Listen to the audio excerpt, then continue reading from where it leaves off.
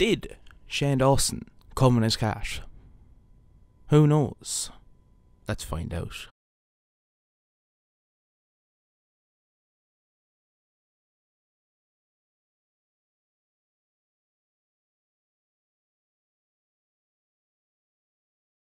How's it going, guys? Dawson man here, just back for a brand new video. Now today we're going to be back with the second episode of This Week This Happened. Thank you for the support in the first episode. Actually, I just kind of started a series for more weekly uploads, but it went down well. You seem to like it. It only has 4 dislikes, so we're doing well, right?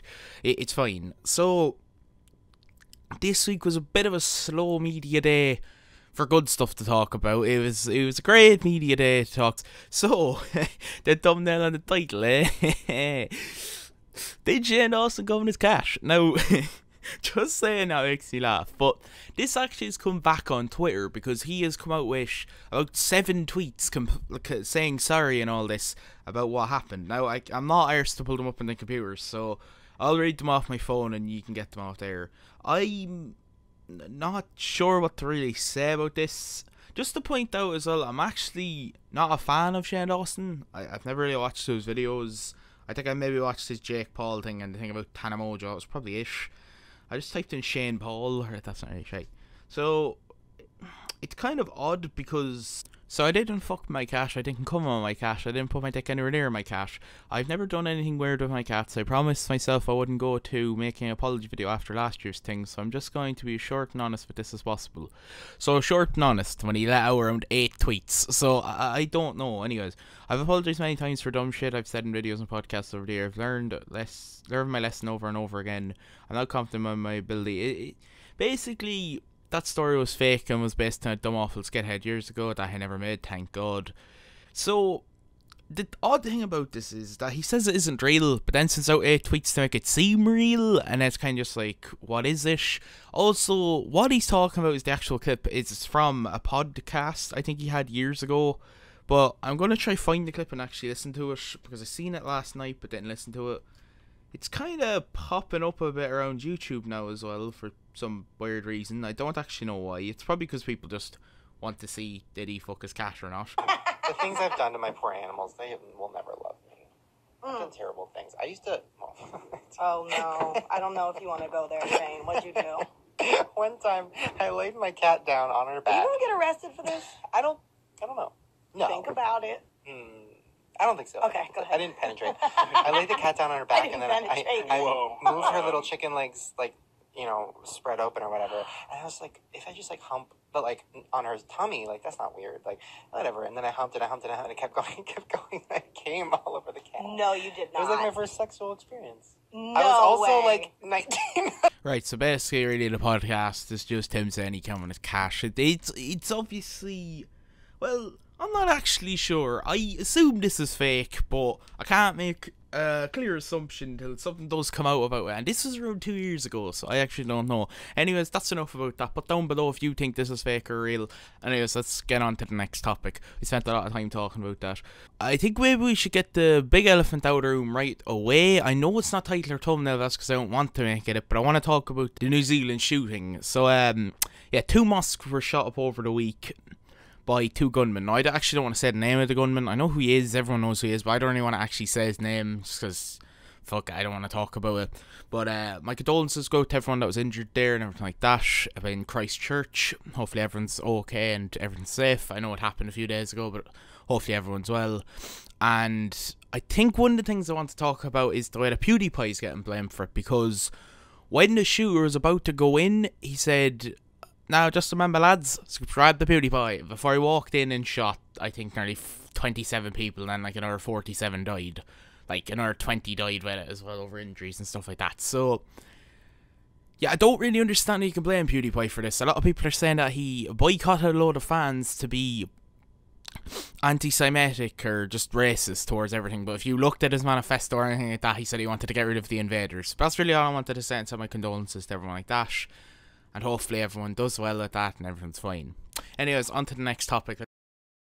So the next thing that happened, as I said, has been a slow media day, is actually Ben Phillips. Now, if you don't know who Ben Phillips is just the lad who pranks his brother Elliot by bringing him into clear places that he knows. All his pranks are fake, everyone knows this.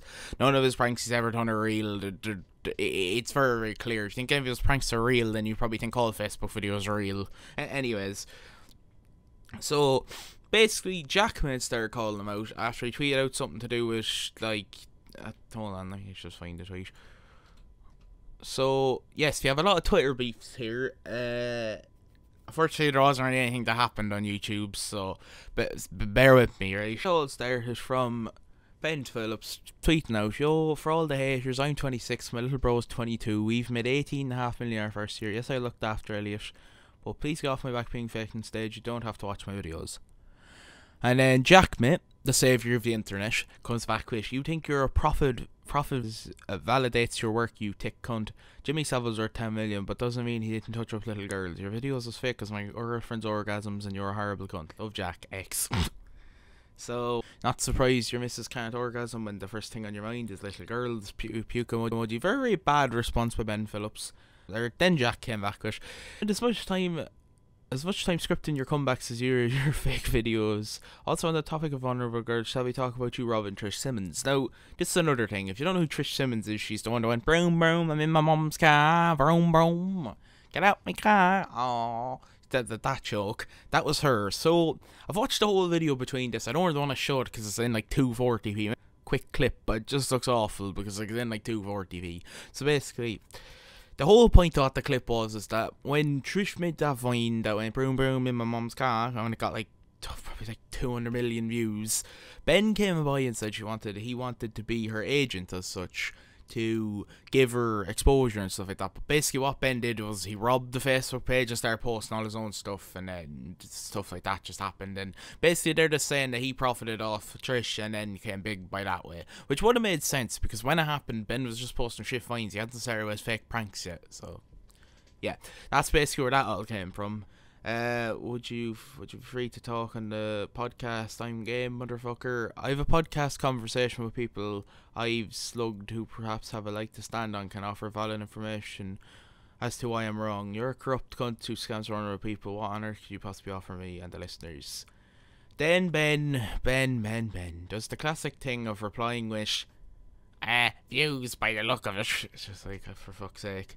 And then this is the most important thing. Jack then tweets out, "Shall I tweet out the full pictures of Elliot? Let everyone see him or what? Also, the hard evidence I've gotten the wrongdoings you could last a lifetime. I'm not calling you out for no reason. You're the worst guy on the platform." So, originally, I thought this picture of Elliot was him shucking schlong, but it wasn't. It's clearly obvious that he's storing lines of cocaine. He's obviously on a bit of the coke, a bit of the white powder. But for some strange reason,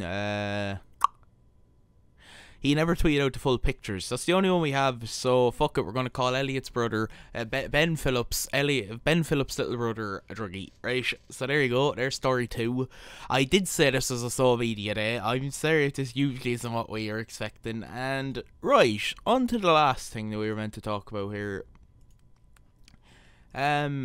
So, I wanted to talk about McGregor. Yeah, McGregor.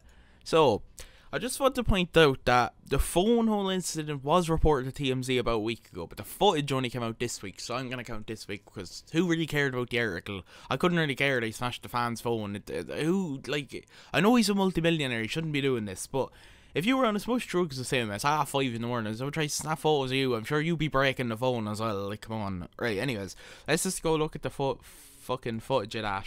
We'll see, was Conor in the wrong? To be honest, I still love McGregor, but he has become a bit of a dickhead. Like, he was always a dickhead. I can't really lie, he was always a dickhead. He always knew what to do, he was always a dickhead.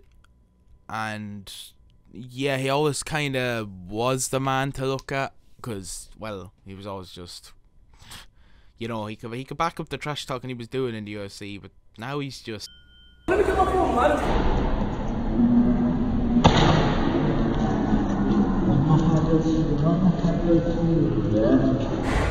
Is this the same clip? Okay, so the clip's around 8 seconds long. Okay. Right, so that's what everyone's losing their mind about. In that clip there, it looks like McGregor just smashed on the lad's phone and didn't really do anything, but as they like to claim that it was assault and robbery, even though he looked like he'd done absolutely nothing and just ripped the phone out of the lad's hand. Anyways, also, just to point out, because I'm already honest, he actually was in a parade in Boston and got to go into the halftime locker room of the hockey team there and give them a team talk. So that's kind of cool as well, I suppose. But he was in a proper 12 van. I'll show the clip up. He was in a proper 12 van, alright. Anyways, this isn't really why I'm here. Okay, right, there it is. So, March 16th, which was 2 days ago, McGregor tweets out this. McGregor's garden, where the fuck are them sunglasses? It's him with a picture of, well, him betting Max Holloway. Now, this is a very, very obviously young Max Holloway. Max Holloway, if you don't know, if you don't watch UFC, is the featherweight champion. The man is in the blessed era, and to be honest, I really would love to fucking see his fight. McGregor got his head back into the game, wasn't on drugs, and got his head back into the game. This could be a fucking 5-round stormer fight, but anyways, he called him out. He says, and then, I don't really like the way Max replies. This probably is the way Max talks in real life. Lol, there you are, my brother. Glad you got to revive your last years today in Boston. Or your best years in Boston. But if we're talking about the past, I was 21, you were 25. This is me at 25. With him with the featherweight belt. To be honest, there is no one really left in that division to fight him. Brian Ortega probably gave him the best fight, but then he broke his arm in the ball and he went out like a fucking balloon and had to quit the fight because he couldn't see out of his eye.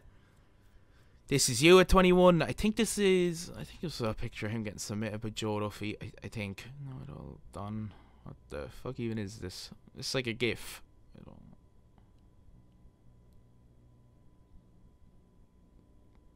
Fuck. Ah, okay, right, yeah, it's Joe Duffy's win on Conor McGregor in 38 seconds. That's when he arm-barred him in Cage Warriors. McGregor's only ever, well, before the UFC, his first ever loss.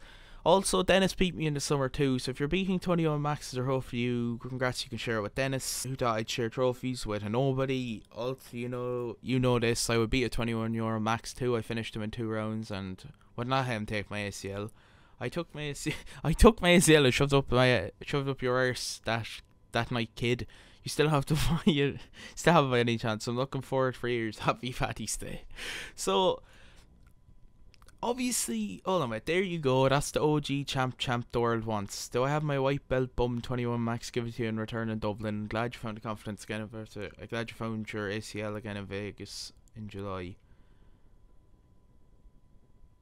Now, I would love to see that rematch. I don't know if there's any McGregor fans to watch my videos, but if you would love to see that rematch, tell me down below. That would actually be a fucking sick fight.